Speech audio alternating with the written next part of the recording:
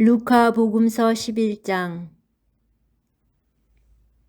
주님의 기도. 예수님께서 어떤 곳에서 기도하고 계셨다. 그분께서 기도를 마치시자 제자들 가운데 어떤 사람이 주님, 요한이 자기 제자들에게 가르쳐 준 것처럼 저희에게도 기도하는 것을 가르쳐 주십시오 하고 말하였다. 예수님께서 그들에게 이르셨다. 너희는 기도할 때 이렇게 하여라. 아버지, 아버지의 이름을 거룩히 드러내시며 아버지의 나라가 오게 하소서. 날마다 저희에게 일용할 양식을 주시고 저희에게 잘못한 모든 일을 저희도 용서하오니 저희의 죄를 용서하시고 저희를 유혹에 빠지지 않게 하소서. 끊임없이 간청하여라. 예수님께서 다시 그들에게 이르셨다.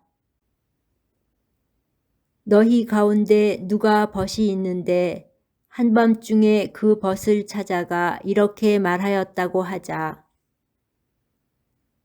여보게, 빵 3개만 구워주게. 내 벗이 길을 가다가 나에게 들렀는데 내놓을 것이 없네. 그러면 그 사람이 안에서 나를 괴롭히지 말게. 벌써 문을 닫아 걸고 아이들과 함께 잠자리에 들었네. 그러니 지금 일어나서 건네줄 수가 없네. 하고 대답할 것이다. 내가 너희에게 말한다. 그 사람이 벗이라는 이유 때문에 일어나서 빵을 주지는 않는다 하더라도 그가 줄곧 졸라대면 마침내 일어나서 그에게 필요한 만큼 다 줄 것이다. 청하여라, 찾아라, 문을 두드려라. 내가 너희에게 말한다. 청하여라, 너희에게 주실 것이다. 찾아라, 너희가 얻을 것이다. 문을 두드려라, 너희에게 열릴 것이다. 누구든지 청하는 이는 받고 찾는 이는 얻고 문을 두드리는 이에게는 열릴 것이다. 너희 가운데 어느 아버지가 아들이 생선을 청하는데 생선 대신에 뱀을 주겠느냐? 달걀을 청하는데 전갈을 주겠느냐? 너희가 악해도 자녀들에게는 좋은 것을 줄 줄 알거든 하늘에 계신 아버지께서야 당신께 청하는 이들에게 성령을 얼마나 더 잘 주시겠느냐. 예수님과 베엘제불. 예수님께서 벙어리 마귀를 쫓아내셨는데 마귀가 나가자 말을 못하는 이가 말을 하게 되었다. 그러자 군중이 놀라워하였다.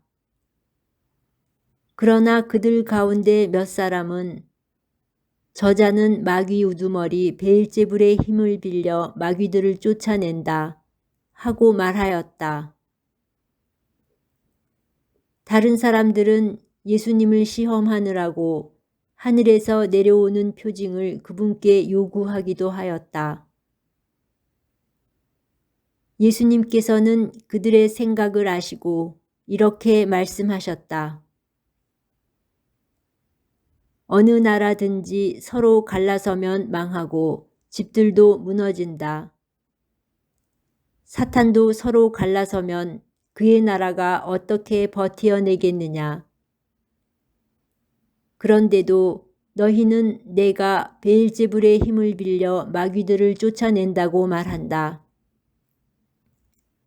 내가 만일 베엘제불의 힘을 빌려 마귀들을 쫓아낸다면 너희의 아들들은 누구의 힘을 빌려 마귀들을 쫓아낸다는 말이냐? 그러니 바로 그들이 너희의 재판관이 될 것이다. 그러나 내가 하느님의 손가락으로 마귀들을 쫓아내는 것이면 하느님의 나라가 이미 너희에게 와 있는 것이다. 힘센 자가 완전히 무장하고 자기 저택을 지키면 그의 재산은 안전하다.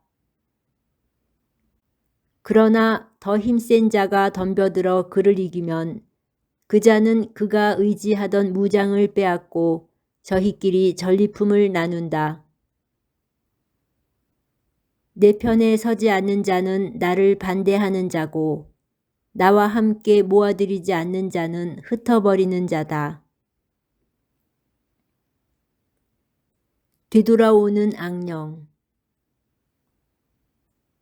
더러운 영이 사람에게서 나가면 쉴 때를 찾아 물 없는 곳을 돌아다니지만 찾지 못한다. 그때에 그는 내가 나온 집으로 돌아가야지 하고 말한다. 그러고는 가서 그 집이 말끔히 치워지고 정돈되어 있는 것을 보게 된다. 그러면 다시 나와 자기보다 더 악한 영 7을 데리고 그 집에 들어가 자리를 잡는다. 그리하여 그 사람의 끝이 처음보다 더 나빠진다.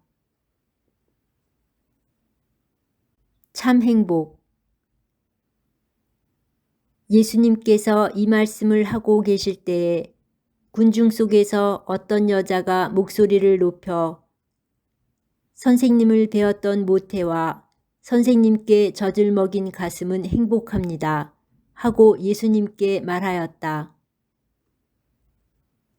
그러자 예수님께서 이르셨다. 하느님의 말씀을 듣고 지키는 이들이 오히려 행복하다. 요나의 표징. 군중이 점점 더 모여들자 예수님께서 말씀하기 시작하셨다. 이 세대는 악한 세대다. 이 세대가 표징을 요구하지만 요나 예언자의 표징밖에는 어떠한 표징도 받지 못할 것이다. 요나가 니네베 사람들에게 표징이 된 것처럼 사람의 아들도 이 세대 사람들에게 그러할 것이다. 심판 때에 남방 여왕이 이 세대 사람들과 함께 되살아나 이 세대 사람들을 단죄할 것이다. 그 여왕이 솔로몬의 지혜를 들으려고 땅끝에서 왔기 때문이다. 그러나 보라, 솔로몬보다 더 큰 이가 여기에 있다. 심판 때에 니네베 사람들이 이 세대와 함께 다시 살아나 이 세대를 단죄할 것이다. 그들이 요나의 설교를 듣고 회개하였기 때문이다. 그러나 보라, 요나보다 더 큰 이가 여기에 있다. 눈은 몸의 등불. 아무도 등불을 켜서 숨겨두거나 함지 속에 놓지 않는다. 등경 위에 놓아 들어오는 이들이 빛을 보게 한다. 내 눈은 내 몸의 등불이다. 내 눈이 맑을 때에는 온몸도 환하고 성하지 못할 때에는 몸도 어둡다. 그러니 내 안에 있는 빛이 어둠이 아닌지 살펴보아라. 너의 온몸이 환하여 어두운 데가 없으면 등불이 그 밝은 빛으로 너를 비출 때처럼 내 몸이 온통 환할 것이다. 바리사이들과 율법 교사들을 꾸짖으시다. 예수님께서 다 말씀하시자 어떤 바리사이가 자기 집에서 식사하자고 그분을 초대하였다. 그리하여 예수님께서 그 집에 들어가시어 자리에 앉으셨다. 그런데 그 바리사이는 예수님께서 식사 전에 먼저 손을 씻지 않으시는 것을 보고 놀랐다. 그러자 주님께서 그에게 이르셨다. 정녕 너희 바리사이들은 잔과 접시의 겉은 깨끗이 하지만 너희의 속은 탐욕과 사악으로 가득하다. 어리석은 자들아, 겉을 만드신 분께서 속도 만들지 않으셨느냐? 속에 담긴 것으로 자선을 베풀어라. 그러면 모든 것이 깨끗해질 것이다. 불행하여라 너희 바리사이들아. 너희가 박하와 운향과 모든 채소는 11조를 내면서 의로움과 하느님 사랑은 아랑곳하지 않기 때문이다. 그러한 11조도 소홀히 해서는 안 되지만 바로 이러한 것들을 실천해야 한다. 불행하여라 너희 바리사이들아. 너희가 회당에서는 윗자리를 좋아하고 장터에서는 인사받기를 좋아하기 때문이다. 너희는 불행하여라. 너희가 드러나지 않는 무덤과 같기 때문이다. 사람들이 그 위를 밟고 다니면서도 무덤인 줄을 알지 못한다. 율법교사 가운데 어떤 사람이 예수님께 스승님, 그렇게 말씀하시면 저희까지 모욕하시는 것입니다. 하고 말하였다. 그러자 예수님께서 이르셨다. 너희 율법교사들도 불행하여라. 너희가 힘겨운 짐을 사람들에게 지워놓고 너희 자신들은 그 짐에 손가락 하나 대려고 하지 않기 때문이다. 너희는 불행하여라. 바로 너희 조상들이 죽인 예언자들의 무덤을 너희가 만들기 때문이다. 이렇게 너희 조상들은 예언자들을 죽이고 너희는 그들의 무덤을 만들고 있으니 조상들이 저지른 소행을 너희가 증언하고 또 동조하는 것이다. 그래서 하느님의 지혜도 내가 예언자들과 사도들을 그들에게 보낼 터인데 그들은 이들 가운데에서 더러는 죽이고 더러는 박해할 것이다. 하고 말씀하셨다.